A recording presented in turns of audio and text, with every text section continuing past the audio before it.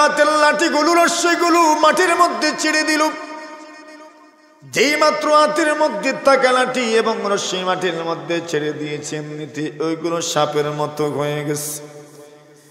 চোখে যখন দান্দা লেগে যাবে, ওরা দেখতে মনে করবে সাপের মতো, আসলে কোন সাপ নয়। লাঠি লাঠির মতো, রশ্মি রশির মতো শুধু দাদা লাগানো হয়েছে দর্শকদের চোখে। এই জন্য দেখতে দেখা যায় লাঠিগুলো সাপের মতো হয়ে গেছে। আল্লাহর নবী মুসা কালিমুল্লাহ আলাইহিস সালাতু ওয়াস সালাম একটু ভয় পেয়ে গেলেন। ওয়া আওজাসা মিনকুম খিবা, আল্লাহর নবী মুসা কালিমুল্লাহ আলাইহিস সালাতু ওয়াস সালাম একটু ভীত সন্ত্রস্ত হয়ে পড়লেন। আল্লাহ ডাক দিয়ে বললেন, মুসা ভয় পেও না গো, জাদুঘেররা জীবনেও কোনোদিন বিজয়ী হতে পারে না। সুবহানাল্লাহ, বিজয়ী আপনি হবেন। আল্লাহ তাআলা মুসা নবীকে বললেন, মুসা এইবার তুমি তোমারটা দেখাও। ও মুসা, তুমি তোমার হাতের লাঠি মাটির মধ্যে ছেড়ে দাও। মুসা কালিমুল্লাহ আলাইহিস সালাতু ওয়াস সালাম নিজের হাতের লাঠি মাটির মধ্যে ছেড়ে দিলেন। হাতের লাঠি যখন মাটির মধ্যে ছেড়ে দিয়েছেন, এমনিতেই হাতের লাঠিটা অজগর সাপে রূপান্তরিত হয়ে গেছে। অজগরের সাপে যখন রূপান্তরিত হয়ে গেছে, আল্লাহ নবীজি মুসা নবীর হাতের লাঠি অজগরের সাপে রূপান্তরিত হইয়া এরা যতগুলো লাঠি এবং রশ্মি মাটির মধ্যে ছেড়েছিল, ওইগুলো তো সাপে রূপান্তরিত হয়ে গিয়েছিল। দেখতে দেখা গেছে এইবার অজগর সাপটা সবগুলোকে গিলে ফেলেছে। জোরে বলেন সুবহানাল্লাহ। যেই মাত্র সাপগুলোকে গিলে ফেলেছে, এইবার আসলাম আমরা মূল কথার মধ্যে। আল্লাহ তাআলা বলেন, ওগো নবীজি, এমনিতেই সবগুলো জাদুঘের আল্লাহ নবী মুসা আলাইহিস সালাতু ওয়াস সালামকে সাক্ষী রেখে বলে, ওগো মুসা, আপনাকে সাক্ষী রাখছি, শুনেন, আপনার রবের সামনে আমরা সিজদায় পড়ে গেলাম। এর মানে হলো সবগুলো জাদুঘের মুসলমান হয়ে গেল, ইমানদার হয়ে গেল। সব জাদুঘের সম্বোধন করে বলে, আমান্না বিরাব্বি মুসা ওয়া হারুন, আমরা মুসা এবং হারুনের রবের উপর ঈমান নিয়ে আসলাম। প্রশ্ন হইল, এই মানুষগুলো মুসা নবীর মুজিজা আগেও তো দেখেছে, নতুন দেখছে না, আগেও আরো বড় বড় মুজিজা দেখেছে, কিন্তু ওই মুজিজা দেখার পরে ওই মানুষগুলো কেন মুসলমান হয়ে গেল? উলামায়ে কেরাম লিখেন, কেন মুসলমান হয়েছে জানুনি? ওরা যে মুসা আলাইহিস সালাতু ওয়াস সালামকে বলেছিল, মুসা আপনি আপনার টার্গেট দেখাবেন নাকি আমরা আমাদের টার্গেট দেখাবো? আল্লাহর নবীকে এতটুকু সম্মান দেওয়ার কারণে মহান আল্লাহ তাআলা তাদেরকে ঈমান আনার তৌফিক দান করেছেন। কেন? এক নবীকে তারা ইজ্জত দিয়েছে, ওই এতটুকু ইজ্জত দেওয়ার কারণে আল্লাহ তাআলা তাদেরকে ঈমান আনার তৌফিক দান করেছেন। সুতরাং কিয়ামত পর্যন্ত যত মানুষ আলেম উলামাদেরকে ইজ্জত করবে, আল্লাহ তাদেরকে নেক আমলের তৌফিক দান করবে।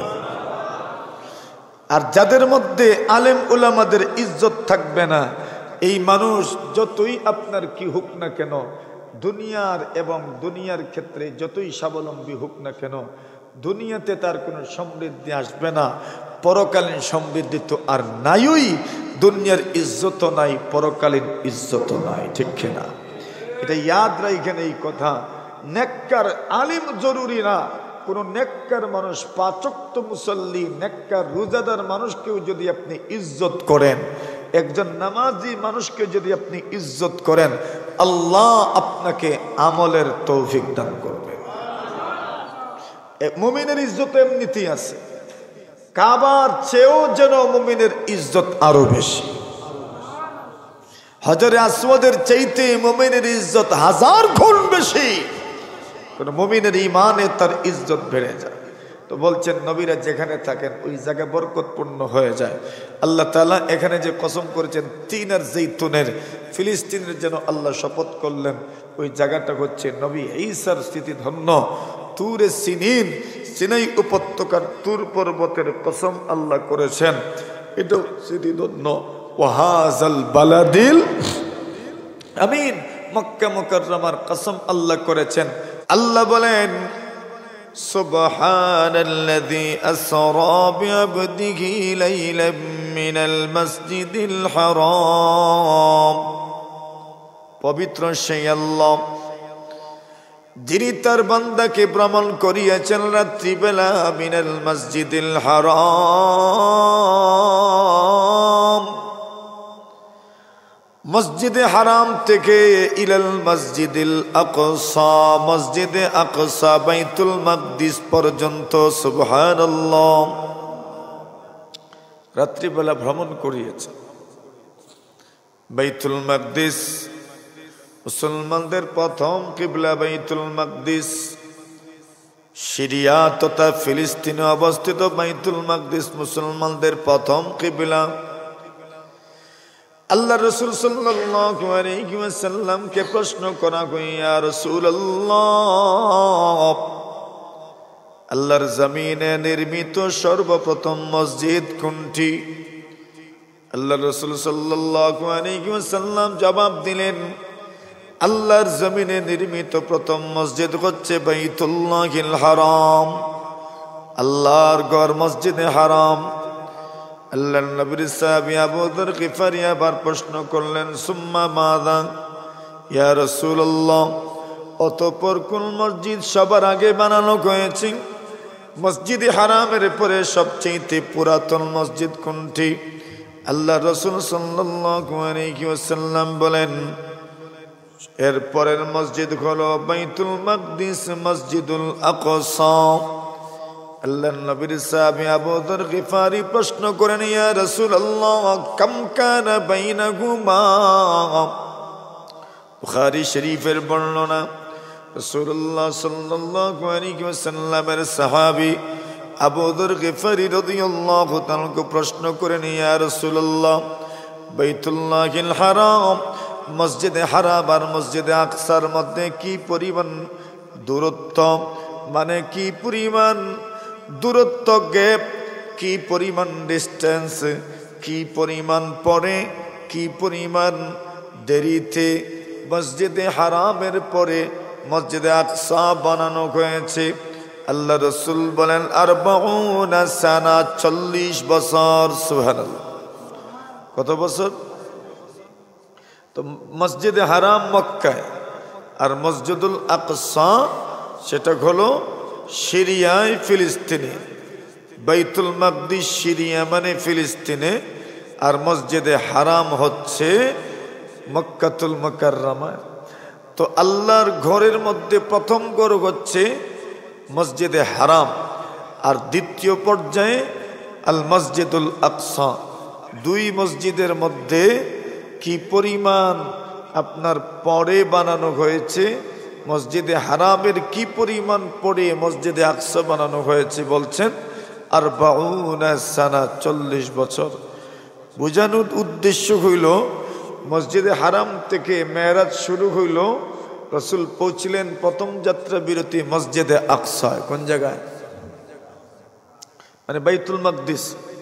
মুসলমানদের প্রথম কিবলা বাইতুল মাকদিস।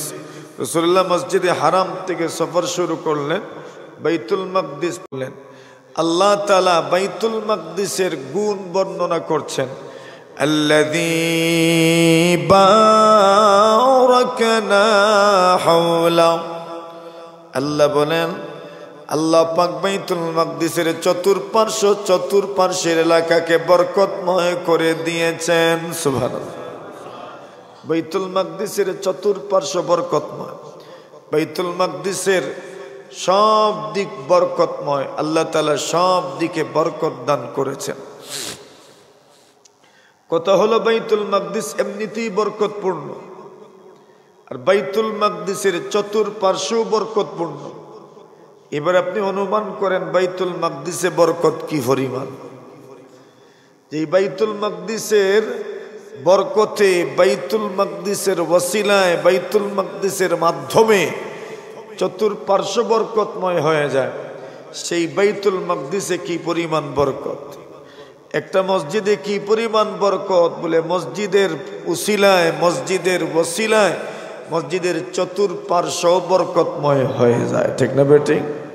কেন বলে মসজিদের ওসিলায়, মসজিদের মাধ্যমে।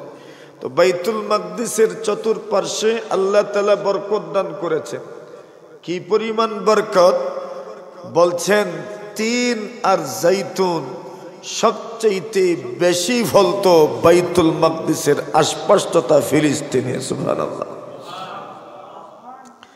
আল্লাহ তাআলা বাইতুল মাকদিসের চতুর্পার্শ্বকে বরকতময় করেছেন। এর এক অর্থ হলো আল্লাহ তাআলা এই শহরকে ফল ফসলের শহর বানায় দিয়েছেন।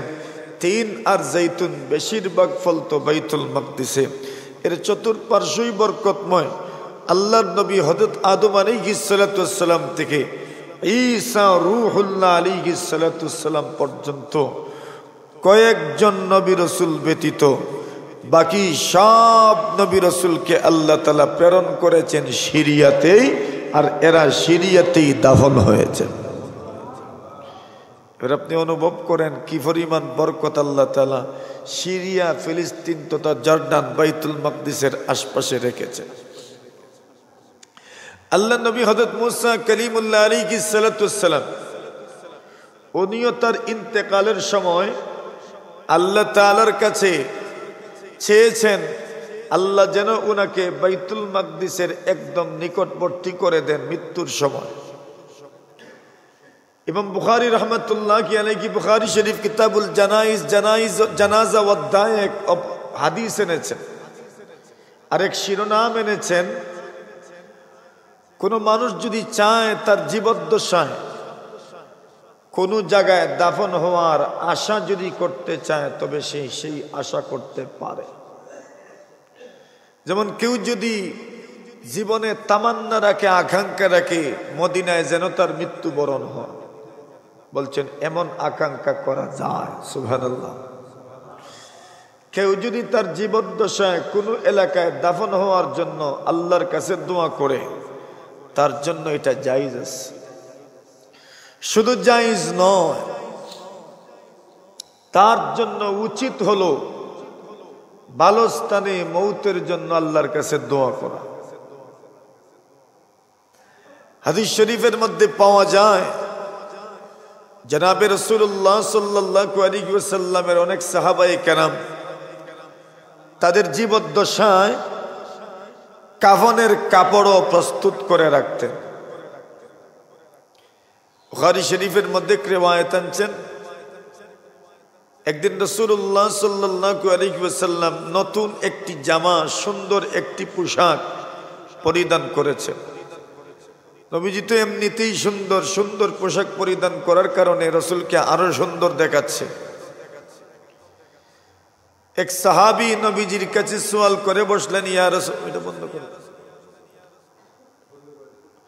নবী করিম সাল্লাল্লাহু আলাইহি ওয়াসাল্লামের কাছে সওয়াল করে বসলেন, ইয়া রাসূলুল্লাহ, আপনার গায়ের ওই পোশাকটা আমাকে দিয়ে দেন। নবীজি পোশাকটা পরিধান করেছেন মুহতাজান ইলাইহা, নবীজির ওই পোশাকের প্রয়োজনও আছে। নবীজির আর পোশাক কয়টাই বা ছিল? তো নবীজির জরুরত, প্রয়োজন, হাজাত, রসুল ওই পোশাকটা পরিধান করেছেন। উনি দেখছেও যে রসুলের প্রয়োজন, এরপরেও নবীর কাছে চেয়ে নিয়েছেন, ইয়া রাসূলুল্লাহ, ওই পোশাকটা আমাকে দিয়ে দেন। কি মনে করেন? নবীজির এক আমল ছিল, নবীজির এক অভ্যাস ছিল, ইন্নাহু লা ইয়ারুদ্দু সাইলা। আল্লাহ রসুল যে মানুষ নবীর কাছে কোনো কিছু চেয়েছে, নবীজি কোনোদিন কোনো মানুষকে ফিরাইয়া দেন নাই। যে যা চেয়েছে রসুল তাকে তা দান করেছে, ফিরাইয়া দেন নাই। সাহাবায়ে কেরাম, ও মিয়া, তুমি দেখছো নবীজির জরুরত, এরপরেও তুমি রসুলের কাছে চেয়ে বসলে, অথচ তুমি জানো নবীজি কোনো প্রার্থীকে ফিরাইয়া দেন না, তুমি চাইলা কেন? অথচ তুমি দেখছো নবীর জরুরত, কেন তুমি চাইলা? আল্লাহর বান্দা বলেন, তোমরা আমার উপর ভড়কে যেও না। আমার উপর তোমরা রাগান্বিত হয়ে যেও না।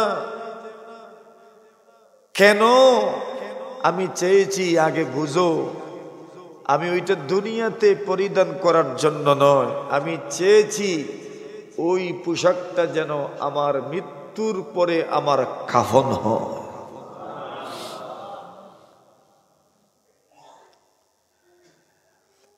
কেন নবী আকরাম সাল্লাল্লাহু আলাইহি ওয়াসাল্লামের শরীরে যেই পোশাক লেগেছে ওই পোশাকটা যেন আমার কি হয়, কাফন হয়। এজন্য আমি নবীজি সাল্লাল্লাহু আলাইহি ওয়াসাল্লামের কাছ থেকে ওই পোশাকটা চেয়ে নিতে চাই। এর দ্বারা বোঝা যায় কেউ যদি তার মরণের আগে কাফনের কাপড় তৈরি করে রেখে তো জায়েজ আছে। কত মানুষ আছে সমাজে মরণের আগে কাফনের কাপড় রেডি করে রাখে। কিছু মানুষ আছে হুমকিও দেয়, কয় কাফনের কাপড় রেডি রাখিস, কয় না। এর মানে বোঝা গেল কাফনের কাপড় প্রস্তুত করা এটা জায়েজ। উনি বলছেন আমি কেন চাচ্ছি বলে ওই কাপড়টা যেন আমার কাফন হয়। জনাবে রাসূলুল্লাহ সাল্লাল্লাহু আলাইহি ওয়াসাল্লাম বলেন, আল্লাহ নবী মুসা আলাইহিস সালাতু ওয়াস সালামের যখন মউতের সময় আসলো, আজরাইল আসলেন, হযরত মুসা নবীর জান নিবেন। আজরাইল এসেছেন, সালাম দিছেন, মুসা নবীর জান নিবেন বলছেন। আর হযরত মুসা কারীমুল্লাহ আলাইহিস সালাতু ওয়াস সালাম আজরাইলকে এমন এক থাপ্পড় বসাইছেন একবারে চোখ কানা হয়ে গেছে। আজরাইল রে মারছেন থাপ্পড়। বুখারী শরীফের রিওয়ায়াত।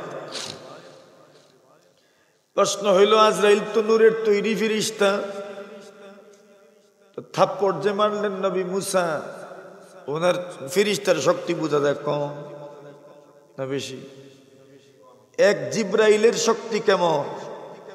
বলছেন আল্লাহ পরবর্তীকারে আলম আসমান থেকে জমিন পর্যন্ত কোরআনে মাজিদের মতো বৃহৎ এবং সবচেয়ে গুরুত্বপূর্ণ সম্মানী কিতাব আল্লাহর জমিনে প্রেরণ করেছেন।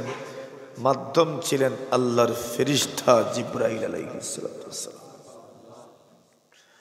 অথচ তখনকার অবস্থা কেমন ছিল? আল্লাহ বলছেন জিন্নাতরা আসমান পর্যন্ত কান পাতায় রাখতো, কোনো কিছু শোনা যায় কিনা, আর ওইগুলো মানুষকে বলবে, গণকের কাজ দিবে, জ্যোতিষীর কাজ নিবে। আল্লাহ ওই সময় আসমান পর্যন্ত জিন্নাতদের যাওয়া বন্ধ করে দিয়েছে। এর মানে এরা দুশমন। জিবরিলের কাছ থেকে যে কোনো ভাবে এরা কি করতে পারত, ছিনিয়ে নিতে পারত, কিন্তু জিবরিলের কাছ থেকে ছিনিয়ে নিতে পারে নাই। কেন? যু মিররা। আল্লাহ বলছেন জিবরাইলের শক্তি কেমন তোমরা জানো না? হযরত লূত আলাইহিস সালাতু ওয়াস সালামের সম্প্রদায়ের 4টা শহরকে ধ্বংস করে দেওয়ার জন্য আল্লাহ হযরত জিবরাইল আমিন আলাইহিস সালাতু ওয়াস সালামকে বলেছিলেন, উনি 4 শহর উপরে উঠাইয়া উপরকে নিচ করে দিয়েছেন আর নিচকে উপর করে দিয়েছেন। কি দিয়ে? বলে শুধু উনার কনিষ্ঠ আঙ্গুল ব্যবহার করেছেন। ফেরেশতাদের শক্তি। তো ফেরেশতাদের এত শক্তি, নবী মুসা থাপ্পড় দিলেন আর আজরাইল আলাইহিস সালামের চোখ কানা হয়ে গেল। এখানে একটা মাসআলা বুঝেন, এই দুনিয়াতে জিন্নাত কোন সময় সাপের আকৃতি ধারণ করে, কোন সময় জিন্নাত বিড়ালের আকৃতি ধারণ করে, কোন সময় জিন্নাত গরু ছাগলের আকৃতি ধারণ করে। আল্লাহর জমিনে 2 ধরনের মখলুক আছে যারা অন্য আকৃতি ধারণ করতে পারে। এক মখলুক হলো ফেরেশতা, অন্য যে কোনো মখলুকের আকৃতি ধারণ করতে পারেন। নবীজির কাছে জিবরিল আমিন বেশিরভাগ সময় দিহইয়ায়ে কালবি রাদিয়াল্লাহু তাআলার আকৃতি ধারণ করে আসতেন, মানুষের আকৃতি ধারণ করে আসতেন। কোন সময় অন্য মানুষের সুরত ধরেও আসতেন। চিনা যেত না উনি ফেরেশতা, মনে হতো উনি মানুষ, কিন্তু মানুষ নয়, উনি কে? ফেরেশতা। লূত আলাইহিস সালাতু সালামের সম্প্রদায় সমকামিতার অপরাধে অপরাধী ছিল। বর্তমান বাংলাদেশেও বিভিন্নভাবে সমকামিতাকে প্রমোট করার ষড়যন্ত্র করা হচ্ছে। সুকৌশলে, নামে বেনামে, নতুনে পুরাতনে সমকামিতার প্রমোট করার সর্বাত্মকভাবে চেষ্টা করা হচ্ছে। ইমানদারদেরকে এই সব ষড়যন্ত্র রুখে দাঁড়াতে হবে, ঠিক কিনা? প্রস্তুত তো? প্রস্তুত থেকে। সমকামিতা এমন অপরাধের নাম যে অপরাধে আল্লাহর অভিসম্পাত নেমে আসে। লূত সম্প্রদায়ের মানুষগুলো ছিল সমকামিতায় লিপ্ত। আল্লাহ তাদেরকে ধ্বংস করে দিয়েছেন, আযাব দিয়েছেন, গজব দিয়েছেন। কত ধরনের আযাব আল্লাহ দিয়েছেন হিসাব নাই, সেদিকে আমরা গেলাম না। শুধু যেই কথা বলতে চাই, আল্লাহর ফেরেশতা জিবরিল আমিনের নেতৃত্বে এদেরকে শাস্তি দেওয়ার জন্য জিবরিল ফেরেশতাদেরকে নিয়ে এসেছিলেন। যেই দিন ফেরেশতা নিয়ে এসেছিলেন, ওই দিন ফেরেশতাদের আকৃতি ছিল সুন্দর সুন্দর সুন্দর যুবকদের আকৃতি। সুবহানাল্লাহ। তো ফেরেশতারা অন্য মখলুকের আকৃতি ধারণ করতে পারে। এরা লূত সম্প্রদায়ের সমকামিতার অপরাধে যারা লিপ্ত ছিল, এদেরকে শাস্তি প্রদান করে হযরত ইব্রাহিম নবীর বাড়িতে গেলেন। ইব্রাহিম আলাইহিস সালাতু ওয়াস সালামের স্ত্রী হাজেরার ঘরে মাত্র এক ছেলে ইসমাইল, কিন্তু উনার প্রধান স্ত্রী, মূল স্ত্রী, প্রথম স্ত্রী, প্রথমা হযরত সারার ঘরে কোনো সন্তান নাই। আল্লাহর ফেরেশতারা আসলেন। ইব্রাহিম নবী দূর থেকে দেখে ভেবেছেন এরা তো মেহমান মানুষ। এরা ইব্রাহিম নবীর কাছে আসলেন আর আসসালামু আলাইকুম বললেন। কালু সালামা। ইব্রাহিম নবীও সালাম দিলেন। সালাম দেওয়ার পরে বললেন, চলেন না, আমার ঘরে আপনারা মেহমান হয়ে যান। সুবহানাল্লাহ। ওনারা এসেছেন কার ঘরে যাওয়ার জন্য? ইব্রাহিম নবীর ঘরে যাওয়ার জন্য। আর ইব্রাহিম নবী ঘর থেকে বের হয়েছেন মেহমান আনার জন্য। এখন যারা ওনার ঘরে আসবেন ওনাদেরকেই উনি পাইছেন, বলছেন চলেন আমার ঘরে মেহমান। মেহমানরা আসলেন, খাবার পরিবেশন করলেন। ফামা লাবিসা আন জাআ বিইজলিন হানিফ। দেরি করলেন না, ভুনা গরুর গোশত, গরুর বাচ্চা নিয়ে মেহমানদের সামনে পেশ করলেন। সুবহানাল্লাহ। তো বোঝা গেল মেহমানদারির নিয়ম হইল ঘরে যা আছে তাই দিবেন। কি ঘরে যা আছে প্রস্তুত তা দিয়েই মেহমানদারি করবেন, এটা প্রথম মেহমানদারি। মেহমান যদি পরের ওয়াক্তেও থাকেন, এর পরের ওয়াক্তেও থাকেন, পরের দিনও থাকেন, তো আপনার তৌফিক মতো উন্নত মানের কিছু পারলে ব্যবস্থা করবেন। আর প্রথম মেহমানদারি যা আছে যা আছে এটাই মেহমানদারি। আর প্রথমেই যদি হুলুস্থুল শুরু করেন তো মেহমানেরও ফেটো বুকে মরব আর ব্যবস্থা করতে পারবেন না। এজন্য নিয়ম হইল প্রথম মেহমানদারি ঘরে যা আছে তা দিয়ে। ফেটে যখন ভুক লাগে তখন যেসা তাই মজা লাগে। ফামা লাবিসা আন জাআ বিইজলিন হানিদ। আল্লাহ বলেন হযরত ইব্রাহিম দেরি করলেন না, এর বুনা গরুর গোশত নিয়ে গেলেন। এর দ্বারা বোঝা গেল বালা খাওয়াও এটা ভালো জিনিস, অথবা গরুর গোশত এটা কি যেমন তেমন। হযরত ইব্রাহিম নবী বুনা গরুর বাচ্চা মেহমানদের সামনে পেশ করেছেন। এরা মানুষ না ফেরেশতা? ফেরেশতারা খাবার খায়, ফেরেশতারা তো খানা খান না। ফালাম্মা রাআ আইদিয়াহুম লা তাসিলু ইলাইহি নাকিরাহুম ওয়া আওজাসা মিনহুম খীফা ক্বালু লা তাখাফ ইন্না উরসিলনা ইলা কওমি লূত।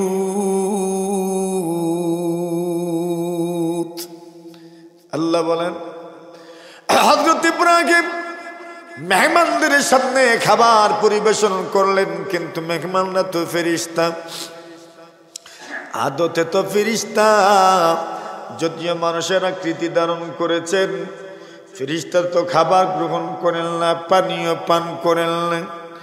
আল্লাহ নবী ইব্রাহিম দেখেন ফেরেশতা এরা তো খাবার গ্রহণ করে না, উনি তো জানেন না এরা যে ফেরেশতা, উনি তো মনে করেছেন মেহমান মানুষ।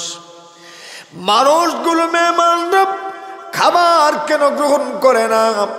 খাবার পরিবেশন করার পরে মেহমানরা যদি খাবার গ্রহণ করে না, তবে তো বোঝা যায় এরা মনে হয় আমার শত্রু হতে পারে, এই জন্য তো আমার ঘরের খাবার গ্রহণ করে না। আল্লাহ বলেন নবীজি ইব্রাহিম আলাইহিস সালাম একটু ভয় পেয়ে গেলেন। এমনিতেই ফেরেশতাদের জবান খুলে গেল, ফেরেশতারা জবাব দিলেন আর বললেন, ওগো আল্লাহর পয়গম্বর ইব্রাহিম, লা তাখাফ, ভয় পেয়ে যায়েন না, ইন্না উরসিলনা ইলা কওমি লূত, আমরা কোন মানুষ নয়, মানুষ নয়, আমরা হচ্ছি ফেরেশতা, আমাদেরকে মহান আল্লাহ তাআলা লূত সম্প্রদায়কে আযাব দেওয়ার জন্য প্রেরণ করেছেন। সুবহানাল্লাহ। আমরা দেখাইলাম এরা আকৃতি ধরেছেন কার? মানুষের আকৃতি। ফেরেশতারা মানুষের আকৃতি ধারণ করতে পারে, জিন্নাতেও কোনো কোনো সময় মানুষের আকৃতি ধারণ করতে পারে, কোনো কোনো সময় সাপের আকৃতি ধারণ করতে পারে, বিড়ালের আকৃতি ধারণ করতে পারে। মনে রাখার মতো বিষয় যেটা বলতে চেয়েছিলাম, জিন্নাত বা ফেরেশতারা যদি অন্য কোনো মখলুকের আকৃতি ধারণ করেন, তাহলে ওই মখলুকের মধ্যে যেই পরিমাণ শক্তি, তখন জিন্নাত আর ফেরেশতার শক্তি এই পরিমাণ থাকবো, এর চাইতে বেশি হবে না। কথা বুঝেছেন? যেমন জিন্নাত যদি সাপের আকৃতি ধারণ করে, তো সাপ যেভাবে আপনি বাড়িয়ে মারতে পারবেন, এটাকেও মারতে পারবেন। কেন? বলে জিন্নাতের শক্তি যে বেশি। বলে এই মুহূর্তে জিন্নাতের মূল শক্তি নাই, সাপের যে পরিমাণ শক্তি, জিন্নাতের এই পরিমাণ শক্তি। এখন বলেন আল্লাহর ফেরেশতা আকৃতি ধারণ করেছেন মানুষের, আজরাইল। নবী মুসা দিয়েছেন থাপ্পড়, বুঝে আসছেনি মাসলা? এখন বলে তখন আজরাইলের শক্তি কি পরিমাণ? বলে মানুষের যে পরিমাণ, আজরাইলের শক্তিও এই পরিমাণ। সুবহানাল্লাহ।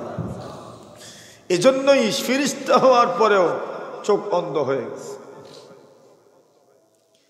আজরাইল আলাইহিস সালাতু ওয়াস সালাম আর দাঁড়ালেন, আল্লাহর কাছে চলে গেলেন। ইয়া রাব্বাল আলামিন, আল্লাহ আরসালতানি ইলা আবদিন লা ইউরিদুল মাউত। প্রভু গো, এমন একজন মানুষের কাছে পাঠিয়েছো যে ব্যক্তির মরার কোনো ইচ্ছাই নাই, মৃত্যুর কোনো চাহিদাই নাই। এমন জোরে থাপ্পড় দিল, মরার কোনো ইচ্ছা আছে বলে তো মনে হয় না। আয় আল্লাহ তাআলা, এমন একজন মানুষের কাছে আপনি আমাকে প্রেরণ করেছেন, লা ইউরিদুল মাউত, তার মৃত্যুর কোনো চাহিদাই নাই। আল্লাহ বলেন, রে আজরাইল, তোমার মনে হয় কি চায় আমার বান্দা মুসা, আমার নবী মুসা কি চান? আল্লাহর ফেরেশতা আজরাইল বলেন, তা তো জানি না। আল্লাহ বলেন, যাও আমার মুসাকে জানায়া দিও, সে যেন একটা শাড়ির গায়ে, বলদের গায়ে যেন হাত রাখে। একটি শাড়ির গায়ে যদি হাত রাখে, তার হাতের নিচে যতগুলো পশম আসবে, তার হাতের নিচে যতগুলো পশম আসবে, প্রতিটি পশমের বিনিময়ে আমি তার 1 বছর করে হায়াত বাড়ায়া দিব। আচ্ছা, প্রতিটি পশমের বিনিময়ে যদি 1 বছর করে হায়াত বাড়ে, তো হাত রাখার পরে ষাঁড়ের গায়ে হাত রাখলে হাতের নিচে পশম কতটা আসবো গুনতে পারবে? অগণিত। এর মানে হইল তুমি যদি হাত রাখো তাহলে অগণিত হায়াত আল্লাহ আপনার বৃদ্ধি করে দিবেন। আল্লাহর পিতা জিবরাইল আলাইহিস সালাতু ওয়াস সালাম আসলেন। আসার পরে মুসা আলাইহিস সালাতু ওয়াস সালামকে সম্বোধন করে বলেন, মুসা, আল্লাহ পাক আপনার হায়াত বৃদ্ধি করে দিয়েছেন, বাড়ায় দিয়েছেন। কেমনে আমার হায়াত বৃদ্ধি করা গুলো বাড়ানো গুলো? আল্লাহ নবী মুসাকে আজরাইল বলেন, মুসা, আপনি যদি একটা ষাঁড়ের গায়ে আপনার হাত রাখেন, ষাঁড়ের পিঠে আপনি যখন হাত রাখবেন, যতগুলো পশম আপনার হাতের নিচে আসবে এই পরিমাণ হায়াত আল্লাহ পাক আপনার বৃদ্ধি করে দিবেন। আল্লাহ নবী মুসা কালিমুল্লাহ আলাইহিস সালাতু ওয়াস সালাম আল্লাহকে ডাক দিয়ে বলেন, সুম্মা মাযা? প্রভু গো, বুঝতে পারলাম আমার হাতের নিচে যতগুলো পশম আসবে প্রতিটি পশমের বিনিময়ে 1 বছর করে হায়াত বাড়িয়ে দেওয়া হবে। আয় আল্লাহ, ওই হায়াতের দৌড় তো একদিন শেষ হয়ে যাবে, ওই হায়াতের দিন তো একদিন শেষ হয়ে যাবে। এরপরে কি? আল্লাহ বলেন, সুম্মাল মউত, এরপরে তো তোমাকে মৃত্যু বরণ করতে হবে। আল্লাহর নবী মুসা বলেন, আল্লাহ, এরপরেও যদি মৃত্যু বরণ করতে হয় তবে আর বেঁচে লাভ কি? একদিন না একদিন যদি মৃত্যু বরণ করতেই হয় তবে ওই দিন মৃত্যু বরণ করার আজকে মৃত্যু বরণ করাই তো সমান। আয় আল্লাহ তাআলা, যদি মৃত্যু বরণ করতেই হয়, মৃত্যু থেকে যদি বাঁচা যায় না, তবে আর আমি দেরি করতে চাই না। এই মুহূর্তে আপনি মেঘের বাণী করে আমার জান কবজ করে না। শুধু এতটুকু দরখাস্ত করেছেন। মূল আলোচনায় এই মাত্র আসলাম। আল্লাহর নবী মুসা কালিমুল্লাহ আলাইহিস সালাতু ওয়াস সালাম বলেন, প্রভু গো, এতটুকু দরখাস্ত আপনার কাছে আমার, আপনি যখন আমাকে মৃত্যু দিবা ওই সময় আপনি আমাকে বাইতুল মাকদিসের নিকটবর্তী করে দিও। আমার মনে চায় আমি আল্লাহর ঘর বাইতুল মাকদিসের পাশে যেন আমার মৃত্যু আর দাফন হয়। কেন? বরকতময় জায়গা। নবী মুসা বলেছেন, একটু দূরেও যদি রাখেন তো 1 ইটার দূরে রাখেন। কত ইটা বুঝুননি? 1 ইটা মারলে কত দূর যাইব? মনে করেন কত গজ? 50 মিটার, 50 গজ। তো বলছেন আল্লাহ, বেশি দূরেও যদি রাখেন তো 50 গজের বাহিরে রাখেন না। সুবহানাল্লাহ। মানে এত কাছাকাছি নিয়ে আইসেন আমাকে বাইতুল মাকদিসের। কেন? বাইতুল মাকদিস বাইতুল মাকদিস বরকতপূর্ণ জায়গা, এর চতুর্পার্শ্ব বরকতপূর্ণ জায়গা। সেই বরকতের একটা প্রকাশ ছিল, সেই বরকতের বহিঃপ্রকাশ ছিল তিন আর জাইতুনের ফসল। সুবহানাল্লাহ জোরে বলেন। আল্লাহ তাআলা এই জন্য 3 আর জাইতুনের কসম করেন, ওয়াত্তিন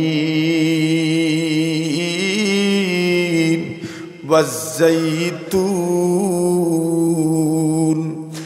আল্লাহ তাআলা 3-এর শপথ করেছেন, জাইতুনের শপথ করেছেন, ডুমুরের শপথ করেছেন, অলিভের শপথ করেছেন।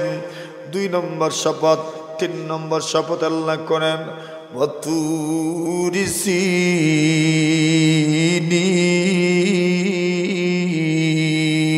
সিনিন। আল্লাহ বলেন সিনিন পর্বতের, সিনিনের তোর পর্বতের কসম। সিনিন বলা হয় কুল্লু জাবালিন, প্রত্যেক ওই পাহাড়কে সিনিন বলা হয় যে পাহাড়ের মধ্যে আছে ফলওয়ালা গাছ। যে পাহাড়ের মধ্যে ফলওয়ালা গাছ আছে, ফল সমৃদ্ধ গাছওয়ালা পাহাড়কে বলা হয় সিনিন। আল্লাহ বলেন ওয়াতুরি সিনিন। তুর মানে তো তুর পর্বত, তা তো আমাদের জানা আছে। আল্লাহ তাআলার জমিনে যতগুলো পাহাড় আছে সবচেয়ে সম্মানিত পাহাড়ের নাম হচ্ছে তুর পর্বত। যে তুর পর্বতকে আল্লাহ পরওয়ারদিগার আলম কোরআনে মাজিদের মধ্যে পবিত্র উপত্যকা বলেছেন। সিনিন উপত্যকাকে আল্লাহ পরওয়ারদিগার আলম পবিত্র উপত্যকা বলেছেন। আল্লাহ তাআলা মুসা আলাইহিস সালাতু ওয়াস সালামকে ডেকে বলেন, হে মুসা, ফাখলা'না আলাইক ইন্নাকা বিল ওয়াদিল মুকদ্দাসি তুবা। আল্লাহ পরওয়ারদিগারে আলমের পয়গম্বর মুসা কালিমুল্লাহ আলাইহিস সালাতু ওয়াস সালাম রাস্তা দিয়ে হেঁটে যাচ্ছেন। ওনার আগুনের প্রয়োজন ছিল, স্ত্রীও সঙ্গে ছিলেন, গর্ভবতী ছিলেন, ঠান্ডার দিন ছিল, ঠান্ডার রাত ছিল, এই জন্য আগুনের প্রয়োজন ছিল। হঠাৎ করে দেখেন পাহাড়ের ওই দিকে আগুনের ঝলক দেখা যায়। এটা আগুন ছিল না, আমার রবের নূরের তাজাল্লি ছিল। জোরে বলেন সুবহানাল্লাহ। কিন্তু নবী মুসা কালিমুল্লাহ আলাইহিস সালাতু ওয়াস সালাম দেখছেন আগুনের মতো দেখা যায়। ইন্নী আনাসতু নারাম, আমি আগুন দেখেছি, তোমরা এখানেই থাকো, আমি আগুন থেকে কিছু আগুন নিয়ে আসি। আল্লাহু আকবার। যদি আগুন পাই না, কমপক্ষে আমি সঠিক পথের দিশা পেয়ে যেতে পারি। মোহতরম হাজিরিনে কেরাম, সেখানে যখন যেতে লাগলেন, এমন সময় আল্লাহর পক্ষ থেকে গাইবে আওয়াজ শুনলেন, ইয়া মুসা, ওগো মুসা, আপনি কোথায় এসেছেন জানেন না? যেমন তেমন কোনো পাহাড় নয়। ইনফাখানা আলাইক, আপনার পায়ের জুতা দয় খুলে নাও, আপনার পায়ের জুতা খুলে নাও। ইন্নাকা বিল ওয়াদিল মুকদ্দাসি তুবা, আপনি এই মুহূর্তে পবিত্র জমিনের মধ্যে দাঁড়িয়ে আছেন। সুবহানাল্লাহ। জুতা খুলেন, পবিত্র ভূমিতে আপনি দাঁড়িয়ে আছেন। মুসা আলাইহিস সালাতু ওয়াস সালাম জুতা খুললেন। আল্লাহ পাক বললেন, আপনি চিনছেন নি আমারে? চিনবেন না? ইন্নী আনা রব্বুক, আমি হচ্ছি আপনার রব আল্লাহ। দেখা হইল কার সাথে?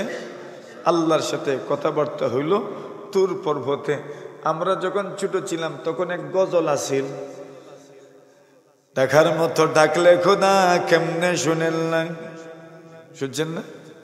যেরকম শুনছেন নি? দেখার মতো ডাকলে খোদা কেমনে শুনেন না? বলতে বলতে গিয়ে মুসা নবীর কথা বলছে, বলে খোদার নূরে পাহাড় জ্বলে, মুসা ঝলে না। খোদা তোমায় ডাকতে জানি না, দেখার মতো ডাকলে খোদা কেমনে শোনেন না? হযরত মুসা কালিমুল্লাহ আলাইহিস সালাতু ওয়াস সালামের স্মৃতি বিজড়িত পাহাড় হচ্ছে তুর। কোন পাহাড়? তুর পর্বত। সেই তুর পর্বতের কসম আল্লাহ তাআলা করেছেন। এত গুরুত্বপূর্ণ পাহাড় তুর সিনিন। সিনিনের এটা মিশরের এক আপনার জেলার নাম আছে সাইনা অথবা সিনিন। ওইটা কি সিনিনও পড়া যায়, সিনাও পড়া যায়, সাইনাও পড়া যায়। কোরআনে মজিদের মধ্যে সিনিনও আছে, কোরআনে মজিদের মধ্যে সাইনাও আছে। এইভাবে কয়েক কেরাত আছে, তুরে সিনিন, তুরে সাইনা, তুরে সিনা। পর্বত, সিনা উপত্যকার তুর পর্বতের কসম। সেই তুরের কসম আল্লাহ করেছেন।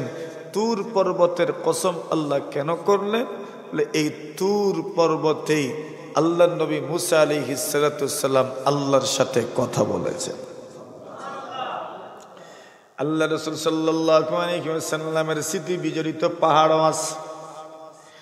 আল্লাহর হাবিব সাল্লাল্লাহু আলাইহি ওয়াসাল্লাম মদিনা যখন ফিরে আসেন, আল্লাহ রাসূল সাল্লাল্লাহু আলাইহি ওয়াসাল্লাম যখন মদিনায় ফিরে আসেন, হঠাৎ করে মদিনার পাহাড় উহুদ পর্বত দেখা গেল। উহুদ পাহাড়ের নাম তো শুনেছেন। আল্লাহর নবী বিশ্ব নবীজি সাল্লাল্লাহু আলাইহি ওয়াসাল্লাম উহুদ পর্বত দেখেই বললেন, হাদা উহুদ, এটা হচ্ছে উহুদ পর্বত। হাদা জাবালুন, এটা এমন একটা পাহাড়, ইউহিব্বুনা ওয়া নুহিব্বুহু, এই পাহাড়কে আমরা ভালোবাসি, পাহাড়টা আমাদেরকে ভালোবাসে। সুবহানাল্লাহ। উহুদ পর্বতের দিকে রাসূল ইঙ্গিত করে বললেন, হাদা জাবাল, এটা এমন একটা পাহাড় যেই পাহাড় আমাদেরকে মহব্বত করে, আমরাও ওই পাহাড়কে মহব্বত করি। উহুদ পর্বত, এখানেই উহুদের যুদ্ধ সংগঠিত হয়েছিল। এই উহুদ পর্বত নবী আকরাম সাল্লাল্লাহু আলাইহি ওয়াসাল্লামের মহব্বতের পাহাড়। উহুদ পর্বত আল্লাহ রসুল সাল্লাল্লাহু আলাইহি ওয়াসাল্লাম এবং সাহাবায়ে কেরামদেরকে মহব্বত করতেন। পাহাড়ের মধ্যে মহব্বত করার মতো সামর্থ্য আছে। আল্লাহ তাআলা সব মখলুকের একটা প্রাণ দিয়েছেন। সব মখলুকের নামাজ আছে, তাসবিহ আছে, পাথরেরও নামাজ আছে, তাসবিহ আছে। আল্লাহ বলছেন মানুষের দিল তো কখনো কখনো পাথরের চাইতে শক্ত হয়ে যায়। সুম্মা কাসাত কুলুবুকুম মিন বাদি যালিক, তোমাদের দিল তো এত বড় ঘটনা দেখার পরেও শক্ত হয়ে গেল, অথচ পাথরের চাইতে আরো শক্ত। আল্লাহ বলছেন পাথরের মধ্যে তো কিছু পাথর এমন আছে আল্লাহর ভয়ে ওয়া ইন্না মিনহা লামা ইয়াশাক্কাক ফায়াখরুজু মিনহুল মা, পাহাড়ে পাথরের মধ্যে কিছু পাথর তো এমন আছে আল্লাহর ভয়ে পাথরগুলো ফেটে যায়, ফলশ্রুতিতে ওই পাথর থেকে ঝর্ণা নদী প্রবাহিত হয়। আপনি আপনার বাংলাদেশের বিভিন্ন নদ নদীর উৎস তালাশ করেন, বিভিন্ন নদ নদীর উৎস আপনি তালাশ করেন। মনে করেন আপনাদের মনু নদী, আপনার কুশিয়ারা নদী, সুরমা নদী, জুড়ি নদী, আপনি উৎস তালাশ করেন, দেখবেন বলবে ওই ইন্ডিয়ার ত্রিপুরার পাহাড়, মানে পাহাড়ের ওই পাথর থেকে এই নদীগুলোর উৎস। আল্লাহ বলছেন পাথরের মধ্যে কিছু পাথর এমন আছে যেগুলো আল্লাহর ভয়ে ফেটে যায়, আর ওই পাথর থেকে পানি বের হতে হতে নদী হয়ে যায়। এটা কার কথা? আল্লাহর কথা। তো মানুষ তুমি তো আর কাঁদো না, তো তোমার চাইতে তো পাথর আরো নরম। সুবহানাল্লাহ বলেন। তোমার চাইতে তো পাথর আরো নরম, তুমি তো কাঁদো না, কই তোমার কান্না তো দেখা যায় না, কিন্তু একটা পাথর কাঁদতে কাঁদতে কাঁদতে কাঁদতে তার থেকে পানি যে প্রবাহিত হয় নদী হয়ে যায়। ওয়া ইন্না মিনহা লামা ইয়াগবিতু মিন খাশিয়াতিল্লাহ। আল্লাহ বলছেন কিছু পাথর তো এমন আছে যে পাথর যদিও বা ওই পাথর থেকে নদী হয় না, কিন্তু সামান্য পানি বের হয়। তো কিছু মানুষ এমনও আছে, আবার কিছু পাথর এমন আছে পানি বের হয় না ঠিক, কিন্তু আল্লাহর ভয়ে উপর থেকে ঘড়িয়ে ঘড়িয়ে নিচে পড়ে যায়। সুবহানাল্লাহ বলেন। ওই খেলা নেলা আপনি বুঝবেন না, পাথর দেখেন না তো, যারা পাথরের এলাকায় থাকে এরা জানে কোন কোন পাথর গড়িয়ে গড়িয়ে উপর থেকে নিচে পড়ে যায় আল্লাহর ভয়ে। সুবহানাল্লাহ। ওই মানুষ হয়ে তো কোনোদিন আল্লাহর ভয়ে একটু নত হইতো তো দেখা গেল না। তাহলে মানুষের চাইতে পাথর আরো নরম, পাথর আরো নরম, এত শক্ত মানুষ। তো আল্লাহ বলছেন, আল্লাহ রসুল বলছেন উহুদ পর্বত আমাদেরকে মহব্বত করে, আমরাও উহুদ পর্বতকে মহব্বত করি। হযরত উমর রাদিয়াল্লাহু তাআলা আনহুর জামানায় একদিন উহুদ পর্বতে কম্পন শুরু হয়েছে। হযরত রাসূলুল্লাহ সাল্লাল্লাহু আলাইহি ওয়াসাল্লামের সাহাবী ওমর রাদিয়াল্লাহু তাআলা আনহু বললেন, আরে ও পাহাড়, তুমি প্রকম্পিত কেন হচ্ছ? তুমি কি জানো না এই পাহাড়ে নবী যা দাঁড়িয়েছেন, এই পাহাড়ে সিদ্দিক দাঁড়িয়েছেন, এই পাহাড়ে ওমর ফারুক দাঁড়িয়েছেন। মদিনাকে বলছেন, আরে ও মদিনা, তুমি প্রকম্পিত কেন হচ্ছ? তোমার এই মদিনায় রসুল আছেন, সিদ্দিক আছেন, উমর আছেন, সাহাবায়ে কেরাম আছেন, এরপরেও তুমি কেন প্রকম্পিত হবে? বলতে দেরি, কম্পন থামতে দেরি হয় নাই। তো মাটিরও পাহাড়েরও কিছু অনুভূতি শক্তি আছে না নাই? নবীজি বলছেন, আরে ও উহুদ, তুমি কেন নড়াচড়া করছো? নবী তোমার উপর, সিদ্দিক তোমার উপর, শহীদ তোমার উপর, ফারুক তোমার উপর, আর তুমি নড়াচড়া করছো যে কিছু বুঝে আসলো না, পাহাড় স্থির হয়ে গেছে। সুবহানাল্লাহ। তো আল্লাহ কসম করেছেন চারটা, কয় না? 1 নম্বর কসম তিনের, 2 নম্বর কসম জৈতুনের। 3 আর জৈতুন যেহেতু ফিলিস্তিনে বেশি ফলে, তো এর দ্বারা বোঝা যায় আল্লাহ তাআলা মনে হয় এই জায়গায় বাইতুল মাকদিসের এলাকা ফিলিস্তিনের ওই শপথ করেছেন। সুবহানাল্লাহ। 2 নম্বর কসম করেছেন তুর পর্বতের। কোন পর্বতে? তুর পর্বতের। তুর পর্বত কোন নবীর স্মৃতিধন্য? মুসা নবীর। কোন নবীর? আর ফিলিস্তিন হযরত ঈসা নবীর স্মৃতিধন্য ফিলিস্তিন। এজন্য ফিলিস্তিন আল মসজিদুল আকসা, এটা হযরত ঈসা আলাইহিস সালাতু ওয়াস সালামের স্মৃতিধন্য। তুর পর্বত মুসা নবীর স্মৃতিধন্য। আর এরপরের কসম আল্লাহ করেছেন ওয়াহাদাল বালাদিল আমিন, পবিত্র নগরী, শান্তির নগরী মক্কার কসম। মক্কা তো সর্বশ্রেষ্ঠ রসুল মুহাম্মদুর রাসূলুল্লাহর স্মৃতিধন্য। মক্কা কার স্মৃতিধন্য? মুহাম্মদুর রাসূলুল্লাহ সাল্লাল্লাহু আলাইহি ওয়াসাল্লামের স্মৃতিধন্য। আপনি যদি এই কসমগুলোকে সামনে আনেন তো দেখবেন আল্লাহ তাআলা 3 নবীর স্মৃতিধন্য এলাকার শপথ করেছেন। হযরত ঈসা আলাইহিস সালাতু ওয়াস সালামের স্মৃতিধন্য ফিলিস্তিনের কসম করেছেন। হযরত মুসা নবীর স্মৃতিধন্য আল্লাহ তাআলা মুসা নবীর স্মৃতিধন্য তুর পর্বতের কসম করেছেন। মুহাম্মদুর রাসূল সাল্লাল্লাহু আলাইহি ওয়াসাল্লামের স্মৃতিধন্য মক্কাতুল মুকাররমার কসম করেছেন। তাওরাতের মধ্যেও ওই কথাটা আছে। তাওরাতের মধ্যেও ওই কথাটা আছে। যাহারা মিন তুরি সাইনা ওয়াস্তা'লানা ওয়াস্তা'লানা ওয়াস্তা'লানা ফি জাবালি সাঈর। বলছেন তুরে সিনা থেকে যেই দিন প্রকাশিত হয়েছে, যেই দিন সাঈর পর্বতে, ফিলিস্তিনের সাঈর পর্বতে যেই দিনের প্রকাশ হয়েছে, আর যেই দিন পূর্ণতা লাভ করেছে মক্কার পাহাড় থেকে। সুবহানাল্লাহ। যেই দিনের আলোয় আলোকিত উদ্ভাসিত হয়েছে পৃথিবী, কোন জায়গা থেকে? বলে জবলে ফারান থেকে, মক্কার পাহাড় থেকে। মক্কার পাহাড় যেটা মুহাম্মদুর রাসূলুল্লাহর স্মৃতিধন্য। তো এক কসম আল্লাহ করলেন 3 জৈতুনের, এর দ্বারা মনে করেন ফিলিস্তিন। 2 নম্বর কসম আল্লাহ করলেন তুরে সিনিন, সিনাই উপত্যকার তুর পর্বতের মিশরের। 3 নম্বর কসম আল্লাহ, 4 নম্বর কসম আল্লাহ করলেন মক্কাতুল মুকাররমার 3 নবীর স্মৃতিধন্য 3 এলাকার কসম করেছেন। এই 3 এলাকা পৃথিবীর সবচেয়ে উত্তম এলাকা। আল্লাহ নবী মুসা কালিমুল্লাহ আলাইহিস সালাতু ওয়াস সালামের স্মৃতিধন্য তুর পর্বত, সেটাও আল্লাহ তাআলার নূরের তাজাল্লি পেয়েছে। হযরত ঈসা আলাইহিস সালাতু ওয়াস সালামের বাইতুল মাকদিস, সেটাও আল্লাহ তাআলার তাজাল্লিতে ভরপুর। মক্কা তো আল্লাহর তাজাল্লিতে ভরপুর। সুবহানাল্লাহ। এর দ্বারা বোঝা গেল যেখানে নবী রাসূল আসেন, যেখানে আসমানি কিতাব থাকে, সেখানে আল্লাহ বরকত দান করেন। নবী রাসূল নাই, নাইবে নবী যেখানে থাকবেন, নবীর ওয়ারিসটা যেখানে থাকবেন, নবীর ওয়ারিসটা যেখানে থাকবেন, আল্লাহ সেখানে বরকত দান করবেন।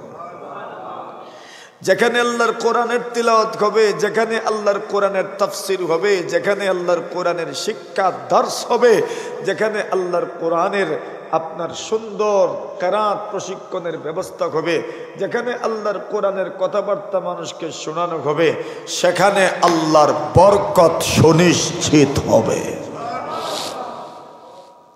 যেখানেই আল্লাহর ওলিদের আস্তানা, সেখানেই বরকত। যেখানেই কোরআন কিতাবের আস্তানা, সেখানেই বরকত। এটা গাইডলাইন দিয়ে রাখেন, এটার কোনো ব্যত্যয় ঘটবে না। আল্লাহ সেখানে বরকত দিবেনই দিবেন, কোনো সন্দেহ নাই। নবীদের স্মৃতিধন্য এলাকায় বরকত। নবীদের মধ্যে বরকত আছে না? কি পরিমাণ বরকত! নবীদের যেখানে নবীরা থাকতেন ওই জায়গার মধ্যে বরকত। নবীদের বসবাসের জায়গার মধ্যে আল্লাহ তাআলা বরকত রাখতেন। এমন কোন নবী রাসূল নাই যাদেরকে আল্লাহ তাআলা বরকত দেন নাই। মুহাম্মদুর রাসূল সাল্লাল্লাহু আলাইহি ওয়াসাল্লাম থেকে শুরু করে সব নবী রাসূলদের আপাদ মস্তক বরকতে ভরপুর ছিল। পা থেকে মাথা পর্যন্ত শুধু বরকত আর বরকত ছিল। হযরত রাসূল করিম সাল্লাল্লাহু আলাইহি ওয়াসাল্লাম মক্কা থেকে যখন হিজরত করে মদিনা যাচ্ছেন, যাওয়ার সময় পথিমধ্যে উম্মে মাহমুদের ঘর, আবু বকর সিদ্দিক গাইড। এখন আবু বকর সিদ্দিক যেতে যেতে উম্মে মাহমুদের ঘরে নিয়ে গেলেন। উম্মে মাবুদকে বললেন, উম্মে মাবুদ, আপনি তো মেহমানদারি করতে পছন্দ করেন, আপনি আমাদেরকে একটু মেহমানদারি করেন। উম্মে মাবুদ বললেন, আমার ঘরে মেহমানদারি করার মতো কিচ্ছুই নাই। কি দিয়ে মেহমানদারি? উনি মেহমান নওয়াজ, খুব মেহমানদারি করতেন।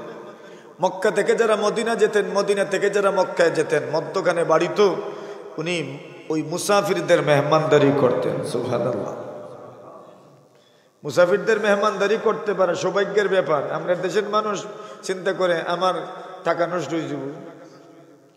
আরে ভাই, ওইদের পিছনে একটু নষ্ট করো, এটা নষ্ট না। মেহমান তার তকদির একটা খাইয়া যাইব, তোমার তকদির খুললে যাইব। মেহমানদারি করতে জীবনে পিছপা হইয়েন না। মেহমানদারি এত গুরুত্বপূর্ণ এক আমল। উম্মে মাবুদ বলেন, আমার ঘরে তো কিছুই নাই। দুর্ভিক্ষের সময়, মহামারীর সময় আমি কি দিয়ে মেহমানদারি করব? মেহমানদারি করার মতো কোনো জিনিসই তো আমি খুঁজে পাই না। দুধ নাই। যে উটগুলো দুধ দিত, বকরিগুলো দুধ দিত, স্বামী সেই উট এবং বকরিগুলো নিয়ে গেছেন। আমি কি দিয়ে দুধ পান করাবো? দুধ দোহন করার মতো কোনো বকরি তো আমার কাছে নাই। উটগুলো যদি পেট ভরে, বকরিগুলো যদি পেট ভরে, একটু দুধ পাওয়া যেতে পারে। যদি পেট ভরে না, দুধ পাওয়া যাবে না। হঠাৎ করে রাসূলুল্লাহ তাকায় দেখেন, একটা বকরি, দুর্বল বকরি দেখা যায়।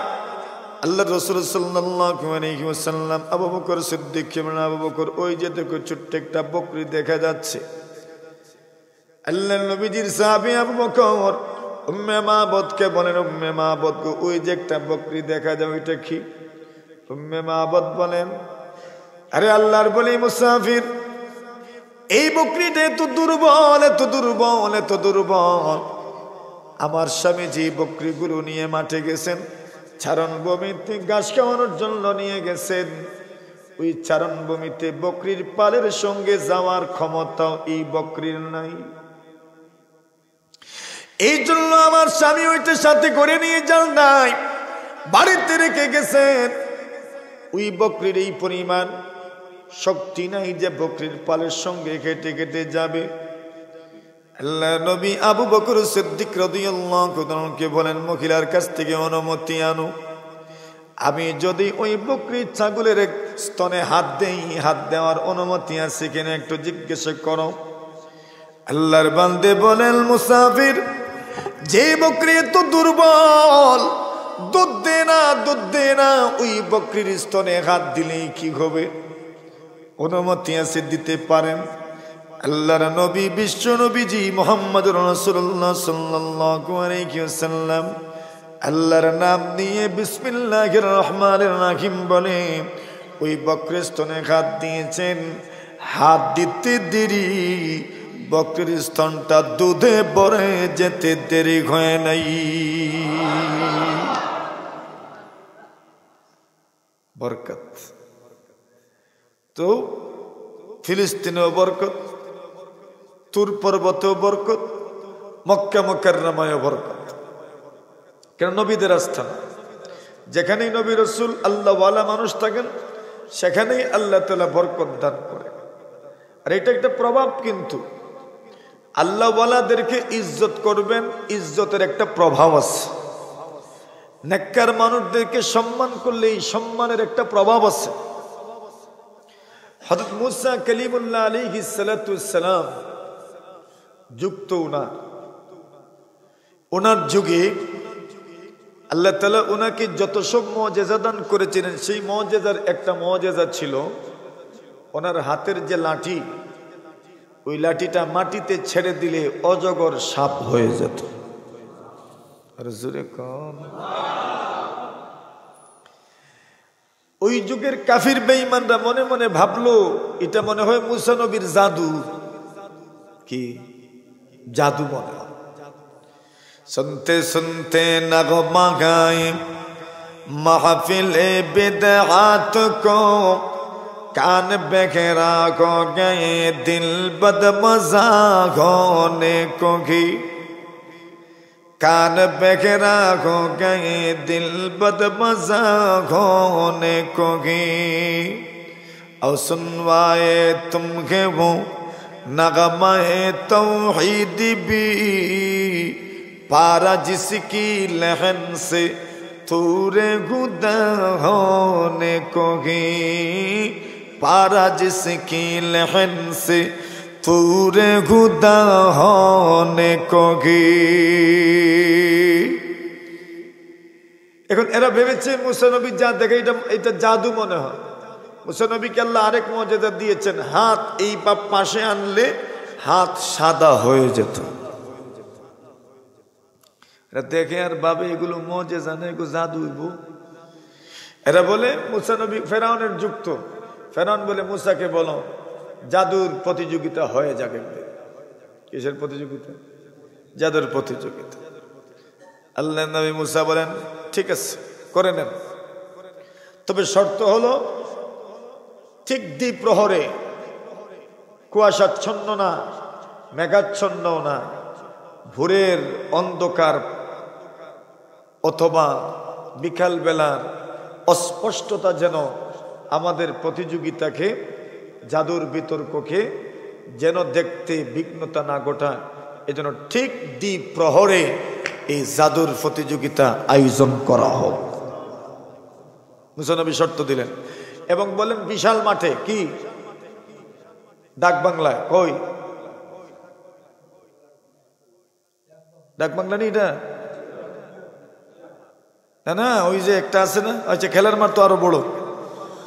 হ্যাঁ, তো বলছেন এত বিশাল ময়দানে হতে হবে। নবী মুসা বললেন ঠিক আছে। নবী মুসা প্রস্তাব দিলেন একদম দ্বিপ্রহর, কোন ধরনের আবর নাই, বাদল নাই, মেঘলা আকাশ নয়, এমন একটা সময় একত্রিত হল। ফেরাউন তার জাদুগিরদেরকে একত্রিত করেছে।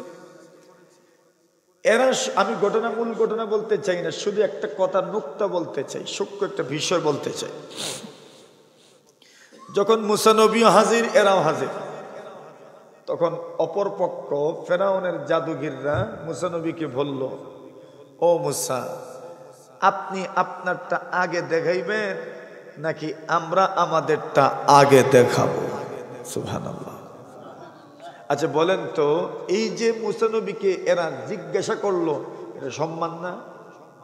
সম্মান। আপনি আগে দেখাইবেন নাকি আমরা আগে দেখাইব? এটা সম্মান। আল্লাহর নবী মুসা আলাইহিস সালাতু ওয়াস সালাম বলেন তোমরা আগে দেখাও। এরা তাদের হাতের লাঠিগুলো, রশ্মিগুলো মাটির মধ্যে ছেড়ে দিল। যেই মাত্র হাতের মধ্যে থাকা লাঠি এবং রশ্মি মাটির মধ্যে ছেড়ে দিয়েছে, এমনিতে ওইগুলো সাপের মতো হয়ে গেছে। চোখে যখন দান্দা লেগে যাবে, ওরা দেখতে মনে করবে সাপের মতো, আসলে কোন সাপ নয়। লাঠি লাঠির মতো, রশ্মি রশির মতো, শুধু দাদা লাগানো হয়েছে দর্শকদের চোখে। এই জন্য দেখতে দেখা যায় লাঠিগুলো সাপের মতো হয়ে গেছে। আল্লাহর নবী মুসা কালিমুল্লাহ আলাইহিস সালাতু ওয়াস সালাম একটু ভয় পেয়ে গেলেন। ওয়া আওজাসা মিনহুম খিবা। আল্লাহর নবী মুসা কালিমুল্লাহ আলাইহিস সালাতু ওয়াস সালাম একটু ভীত সন্ত্রস্ত হয়ে পড়লেন। আল্লাহ ডাক দিয়ে বললেন, মুসা ভয় পেও না গো, জাদুগিররা জীবনেও কোনোদিন বিজয়ী হতে পারে না। সুবহানাল্লাহ। বিজয়ী আপনি হবেন। আল্লাহ তাআলা মুসা নবীকে বললেন, মুসা এইবার তুমি তোমারটা দেখাও। ও মুসা, তুমি তোমার হাতের লাঠি মাটির মধ্যে ছেড়ে দাও। মুসা কালিমুল্লাহ আলাইহিস সালাতু ওয়াস সালাম নিজের হাতের লাঠি মাটির মধ্যে ছেড়ে দিলেন। হাতের লাঠি যখন মাটির মধ্যে ছেড়ে দিয়েছেন, এমনিতেই হাতের লাঠিটা অজগর সাপে রূপান্তরিত হয়ে গেছে। অজগরের সাপে যখন রূপান্তরিত হয়ে গেছে, আল্লাহ নবীজি মুসা নবীর হাতের লাঠি অজগরের সাপে রূপান্তরিত হইয়া এরা যতগুলো লাঠি এবং রশ্মি মাটির মধ্যে ছেড়েছিল ওইগুলো তো সাপে রূপান্তরিত হয়ে গিয়েছিল। দেখতে দেখা গেছে এইবার অজগর সাপটা সবগুলোকে গিলে ফেলেছে। জোরে বলেন সুবহানাল্লাহ। যেই মাত্র সাপগুলোকে গিলে ফেলেছে এবার আসলাম আমরা মূল কথার মধ্যে। আল্লাহ তাআলা বলেন, ওগো নবীজি, এমনিতেই সবগুলো জাদুঘের আল্লাহ নবী মুসা আলাইহিস সালাতু ওয়াস সালামকে সাক্ষী রেখে বলে, ওগো মুসা, আপনাকে সাক্ষী রাখছি, শুনেন, আপনার রবের সামনে আমরা সিজদায় পড়ে গেলাম। এর মানে হলো সবগুলো জাদুঘের মুসলমান হয়ে গেল, ইমানদার হয়ে গেল। সব জাদুঘের সম্বোধন করে বলে, আমান্না বিরাব্বি মুসা ওয়া হারুন, আমরা মুসা এবং হারুনের রবের উপর ঈমান নিয়ে আসলাম। প্রশ্ন হইল, এই মানুষগুলো মুসা নবীর মুজিজা আগেও তো দেখেছে, নতুন দেখছে না, আগেও আরো বড় বড় মুজিজা দেখেছে, কিন্তু ওই মুজিজা দেখার পরে ওই মানুষগুলো কেন মুসলমান হয়ে গেল? উলামায়ে কেরাম লিখেন, কেন মুসলমান হয়েছে জানুনি? ওরা যে মুসা আলাইহিস সালাতু ওয়াস সালামকে বলেছিল, মুসা আপনি আপনারটা আগে দেখাবেন নাকি আমরা আমাদেরটা আগে দেখাবো? আল্লাহর নবীকে এতটুকু সম্মান দেওয়ার কারণে মহান আল্লাহ তাআলা তাদেরকে ঈমান আনার তৌফিক দান করেছেন। কেন? এক নবীকে তারা ইজ্জত দিয়েছে, ওই এতটুকু ইজ্জত দেওয়ার কারণে আল্লাহ তাআলা তাদেরকে ঈমান আনার তৌফিক দান করেছেন। সুতরাং কিয়ামত পর্যন্ত যত মানুষ আলেম উলামাদেরকে ইজ্জত করবে, আল্লাহ তাদেরকে নেক আমলের তৌফিক দান করবে। আর যাদের মধ্যে আলেম উলামাদের ইজ্জত থাকবে না, এই মানুষ যতই আপনার কি হোক না কেন, দুনিয়ার এবং দুনিয়ার ক্ষেত্রে যতই স্বাবলম্বী হোক না কেন, দুনিয়াতে তার কোনো সমৃদ্ধি আসবে না। পরকালীন সমৃদ্ধি তো আর নাইই, দুনিয়ার ইজ্জত নাই, পরকালীন ইজ্জত নাই, ঠিক কিনা? এটা ইয়াদ রাখেন এই কথা। নেককার আলিম জরুরি না, কোন নেককার মানুষ, পাঁচ ওয়াক্ত মুসল্লি, নেককার রোজাদার মানুষকেও যদি আপনি ইজ্জত করেন, একজন নামাজি মানুষকে যদি আপনি ইজ্জত করেন, আল্লাহ আপনাকে আমলের তৌফিক দান করবে। মুমিনের ইজ্জত এমনিতেই আছে, কাবার চেয়েও যেন মুমিনের ইজ্জত আরো বেশি। হজরে আসওয়াদের চাইতে মুমিনের ইজ্জত 1000 গুণ বেশি। কোন মুমিনের ঈমানে তার ইজ্জত বেড়ে যায়। তো বলছেন নবীরা যেখানে থাকেন ওই জায়গা বরকতপূর্ণ হয়ে যায়। আল্লাহ তাআলা এখানে যে কসম করেছেন তিন আর জৈতুনের, ফিলিস্তিনের যেন আল্লাহ শপথ করলেন, ওই জায়গাটা হচ্ছে নবী ঈসার স্মৃতিধন্য তুরে সিনিন, সিনাই উপত্যকার তুর পর্বতের কসম আল্লাহ করেছেন, এটাও স্মৃতিধন্য। ওয়াহাজাল বালাদিল